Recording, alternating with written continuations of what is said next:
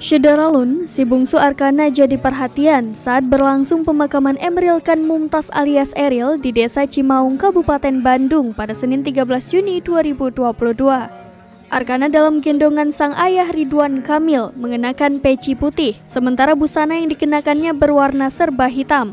Tingkah lucu Arkana buat warga yang melihatnya tersenyum, sebab saat dalam gendongan Ridwan Kamil, dia tampak tak henti melambaikan tangan. Ada momen haru terekam video wartawan Tribun Jabar saat peti mati Eril digotong keluar dari ambulans. Arkana tampak seperti meronta ingin mendekati peti mati Eril sang kakak. Namun, Ridwan Kamil spontan memegangnya dan ikut bersama rombongan pengangkut peti mati yang berjalan menuju liang lahat.